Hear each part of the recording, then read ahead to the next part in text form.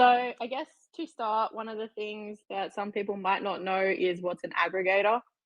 So just really simply put, an aggregator is just a search engine for DEXs or for whatever it's aggregating, so to speak. So you can have bridging aggregators, you can have DEX aggregators, you can have aggregators inside of a node network, say for like an Oracle service. So if multiple people are putting up data, there can be aggregator contracts that will determine which data is the most common and remove anything that isn't, so to speak, and push it to the side. And when you're utilizing an aggregator for DEXs, it essentially is just finding you the best available rate. So it'll look at the pools and it will find you the best route to execute your trade to get you the best deal. So whatever pools have the least slippage, wherever you're going to get the best value for your dollar. So our bridge, really a bridge, so to speak. Obviously, it does the act of a bridge, so that's why we call it one. But it's kind of misleading in the sense of what we're actually building. So our bridging platform is kind of an aggregator of all aggregators. So when you look out into the blockchain, there's hundreds of bridges everywhere, from multi-chain to cross-chain bridges to bridges from L2s to L1s. They're all around. And then when you look at DEXs, there's DEXs across every single chain that also hold quite a lot of volume substantially in quite a fair few of them. So every time that you want to look to move from A to B, you always want to still get the best value for your dollar, because at the end of the day, that's what we're all here for, is to make mad gains. So to lose out on even some slippage or a poor trade, it isn't great for a user's perspective. So when PowerCity was looking at Pulsechain, one of the biggest things that we see for onboarding is when our community goes out into other communities, there has to be a simple and cheaper way to get those people into Pulsechain without them having to go through 6, 8, 5 steps to be able to get in there. So for instance, if you're looking to onboard somebody from Polygon, they have to bridge. Okay, they actually might possibly have to swap whatever they're holding on Polygon in a DEX for something that they can then bridge out of Polygon and then swap on ETH into something else in a pool to then be able to bridge through PulseRamp into Pulsechain to then swap into whatever liquidity pools were available with the asset that they held. So there's multiple steps and it's not user friendly, and it kind of deters people from actually wanting to onboard into other chains, because a lot of people still struggle to utilize MetaMask, for instance, just the real simple basics in blockchain, and it all needs to be simplified. Well, that's what PowerCity is building. So we're essentially an aggregator of all aggregators. So we aggregate bridging platforms and we aggregate DEXs on every single chain. So from a user's perspective, they could be sitting on Polygon in Matic and move straight into Pulse on Pulsechain in one click. So you can move from Matic straight into Pulse. But on the back end, essentially what our bridging platform is doing is routing your order for you. So it'll execute all of those trades, but by doing so, it's aggregating everything along the way. So it will find you the cheapest and most inexpensive way to actually get into that required token, instead of you going out and spending maybe an hour trying to find how to do that yourself. Especially when Pulsechain first launches, you're considering a brand new chain and nobody can determine what the pools are going to be. So when you're looking at actually finding an avenue to bridge into Pulsechain, you also need to be looking at the liquidity and scanning Pulsex, seeing what pools actually have enough liquidity for you to move into. If you're a bigger buyer, does that have enough liquidity in it that you're not just going to eat a bunch of slippage? The chain that you're trying to move out of, do you actually have to move into ETH as well? Because currently there is no cross-chain bridges or multi-chain bridges to get in. So it's a barrier to entry in the sense that when our community goes to onboard new users, it's a feat that they have to get through to just to be able to obtain Pulse. Because, yeah, we may have centralized exchange listings, but blockchain still has, well, before the bear market, $1 trillion market cap of people sitting on the blockchain. But not all of those people know how to bridge, and they don't all know how to utilize the tools and the DeFi in front of them to be able to get to where they want to. So instead of having to bounce back off exchanges and pay those rates each time, you can utilize a platform to do everything for you. So that's what PowerCity is building. It's a protocol to utilize underlying protocols to route your order for you. So essentially, we are searching every DEX, whether it's Pulsechain, whether it's Uniswap B2, B3, SushiSwap. We're aggregating everything and compiling it into one protocol to be able to find the cheapest and fastest routes to get users into Pulsechain. So we think it's a great aspect in the sense that it's a protocol that people are going to be able to utilize to get straight into Pulse or Pulsechain or whatever it is that they're looking to obtain over on Pulsechain in a really simplistic form. So for us, we think that's something that Pulsechain extremely needed for adoption and for simplifying how to actually get over there. I don't know if LV wants to put anything else on the bridging platform before I go on. I think you explained it very well. Cross-chain swaps can be complicated. They can take multiple transactions to accomplish what you want to do, right? And if anything, PowerCity is trying to do is simplify DeFi, a lot of the things that we do on a regular basis, right? And not just on Pulsechain. So when you are trying to get from one place to another, one token to another, you could end up with multiple transactions, and you have to then go find where you need to go for all these things. I.e., if you wanted to go from, say, Moon River to Pulsechain, right? One blockchain to another. Well, how do you get there? Well, one, you got to find the bridges. You got to figure out what that bridge will specifically get you to coming out of Moon River, what tokens it will bridge or not, where it will take you. You might actually have to make multiple hops through multiple blockchains to get there, swapping in between on each hop from one token to another so that you can get the right item to be able to bridge to the next chain where there's liquidity for that, et cetera, et cetera, et cetera. These aggregators, right? This service will automatically route and find the optimal route across all of the bridges and decentralized exchanges and tokens that are available to get you from point A to point B. You don't have to go and find the DEXs separately. You don't have to approve 10 transactions. You don't have to go through and figure everything out and do it all one after another manually.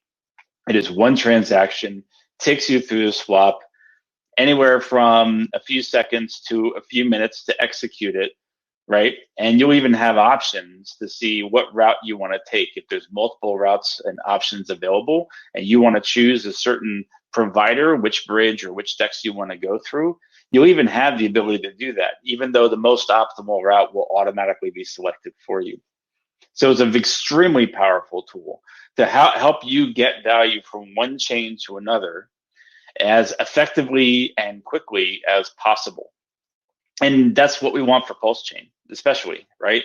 We want to allow people to get everywhere and get between like protocols running on lots of different chains, but definitely seeing that adding and plugging Pulsechain into this mix is a critical component to adoption, right?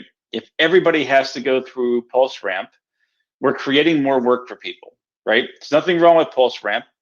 It's actually a great product, right? But let's say you're sitting down with your aunt, right, who doesn't know much about crypto, and you help her open a Coinbase account, and you help her get a couple of dollars in because you're telling her about what a great product this is, right? And you're trying to walk her through the process. And what you want to go from Coinbase to Ethereum, bridge over, swap into something else on Pulsechain to finally get the Pulse. In the meantime, you're paying maybe $100 in fees. For a smaller buy, that could be extremely significant, right? So what do? Well, maybe you onboard through Avalanche. You buy USDC on Coinbase, which doesn't charge certain fees on that platform. Maybe you come through Avalanche and then you swap from something on Avalanche into Pulsechain directly, giving you one hop, right? What's even better is you retain custody of your tokens. You're not having to go and move your tokens into any contract and losing your crypto just to be able to bridge things over, in a sense, right? So you don't have to go stake anywhere to go process these transactions. So you can use the centralized exchanges as that fiat on and on ramp, but then you can get into your own personal custodied wallet and then swap to wherever you got to go from there, where you control it and you have the assets, and Coinbase or any other centralized exchange can't rug you if anything were to happen to them, right? So there's a lot of benefits here. It's fairly intuitive. It's saving you extra work. It's actually making it more cost effective for people to be able to get to Pulsechain. And if you have now over 25 chains, over 60 decentralized exchanges, over 15,000 other tokens that are being supported, anything could practically find its way into swapping into Pulse on Pulsechain, which is extremely powerful to drive adoption. I think that was also a great explanation. And what I really want the audience to remember here is when you're using aggregators such as this, it allows the users to retain the most amount of value to bring into the chain, which essentially brings the most amount of value into the chain as well. Very much so. And that's partly why our partnership with Multichain was so crucial, because effectively our bridge would only be aggregating through PulseRamp, where now there is multiple avenues to find cheaper routes into Pulsechain. So maybe it's actually cheaper to utilize Multichain's network at some points to move straight from AVAX into Pulsechain. That's the beauty of DeFi. With something is cheapest in one route at 1 minute, 2 minutes later, there's going to be a cheaper route again. So by utilizing an aggregator bridge, so to speak, it gives the ability for the user to be able to find those cheapest routes constantly, because they are ever changing. So you always want to get the best deal. So a platform like ours will give you 10 different options that you can choose from on how to get into Pulsechain. Obviously, there'll be the cheapest rates and then the dearer rates, but it's your choice too, because maybe there's an underlying bridge that you don't really like, so you don't want to choose that route. So you'll choose a different route out of the selections that are given to you.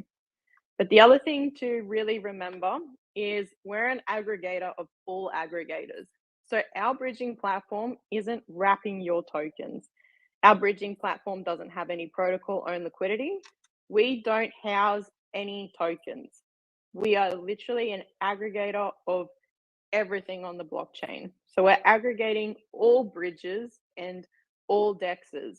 So say this possibly Pulsechain 3 years down the track, it has a hell of a lot of adoption and there's 10 more native DEXs that pop up. Well, our bridging platform will now be aggregating those as well. But the thing is, for now, that PulseX will be constantly aggregated by PowerCity. So anybody that's bridging in to Pulsechain is also putting volume into PulseX. So our bridging platform doesn't wrap tokens. We don't have any protocol-owned liquidity. We're bringing a multi-million-dollar partner, a blue chip protocol to Pulsechain again. And then we also have the fact of easy onboarding now for anybody on the blockchain. So again, you can go to any blockchain that there is around, to a different community, and say they wanted to get into Pulse, you now have a simplistic way for them to actually obtain the tokens that they desire through our platform. Instead of going, well, you're probably going to have to go use this bridge and then probably swap over in Uniswap because you need to find something that's got liquidity in PulseX. There's a barrier to entry, especially in the earlier days before a chain's established and before there's enough liquidity pools over there. So an aggregating bridging platform can find people routes to get into it without them having to do it themselves. So instead of you going to Pulsechain and looking at what liquidity pools there are and what could be the best route for you to take, you can just go to a simple platform and it can give you multiple options to choose from on what you think is going to be the best way to get in.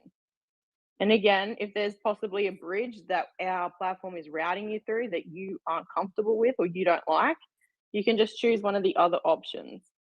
Because we're not in control, you are the user. We're just aggregating virtually everything on the blockchain, and you get to choose what you want to go through. You get to choose what route suits you the best. Maybe it's the cheapest, maybe it's the third cheapest route because you don't like Bridge. So there is multiple different options for a user, and the user is the only person that can execute those routes. So then when you come into more of a technicality side for our application, so we're utilizing obviously DEXs and other bridges, the underlying protocols underneath us. So when you interact with our application, you're just determining what token you're allowing us or our protocol, it's not us, our protocol to spend and route for you and confirming a gas transaction. You're not allowing us access to your whole wallet. You're not allowing your wallet to remain open to our protocol. You are just interacting to execute one transaction and then on your way you go. So because we're an aggregator of all aggregators, there is some other questions that come up. Obviously, bridges get hacked. You know, that's not an uncommon denominator in blockchain. But that's the beauty of being an aggregator of the whole entire blockchain. So multi-chain is one of our blue chip partners. But what happens if multi-chain suffers an exploit? So they have protocol owned liquidity, and that's where multi-chain's majority of their exploits happen. Well, that doesn't affect our bridge at all because we don't have protocol owned liquidity and we're not solely reliant on that bridge. We don't have protocol owned liquidity. We are an aggregator of all aggregators. So multi-chain can go down, they can halt their bridge. Maybe in a black swan event, maybe our bridge just halts temporarily. But if any of the underlying protocols suffer an exploit, nothing happens to our application or our users because our users have already interacted with our bridge and gone along their way.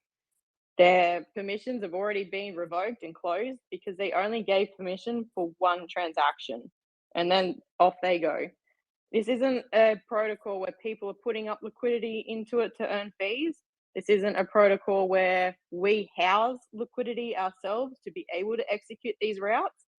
We aren't a protocol that is trying to go and be another blue chip like multi-chain. We don't have our own node network. We are utilizing underlying protocols. We are utilizing other bridging platforms and we're utilizing other DEXs. We are a routing bridging platform. So I think these are more like a V4 version of bridging platforms. And I do wish they could come up with a different name other than a bridge, because when people think about bridge, they think about cross-chain, which is where you give the custody of your asset to a bridging platform and they mint you a representation on the other side. And that's always pegged at a one-to-one to the underlying asset. But they sit inside of a liquidity pool. And those liquidity pools, and sometimes the minting contracts themselves, get exploited. So there is a lot of issues and uncertainty when it comes to bridging platforms. So for me, I'm trying to push towards calling us a routing aggregator platform, but we are essentially a bridge. It's just a way for a user to come in, interact with the protocol, and be able to find the cheapest and most effective routes to get from any blockchain that there is. So we're going to be, thanks to multi-chain as well, having the ability to bridge in from 20 plus blockchains. And again, like LV said, from over 15,000 different tokens. So just because it looks like you're moving from AVAX to Pulse, on the background, it's routing you through it. And our application will show you that route that it's going to take. But it is also important to remember that you're not just moving straight out of AVAX into Pulse. It's a whole routing process that's happening in the background. And that routing process can go through multiple different bridges and multiple different DEXs to get you to where you want to go. But you can spend hundreds of dollars in fees trying to do that yourself, or you can come to an application and have it done cheaply and efficiently. And that's what PowerCity is trying to bring to Pulsechain. A really easy, simplistic onboarding tool for everybody.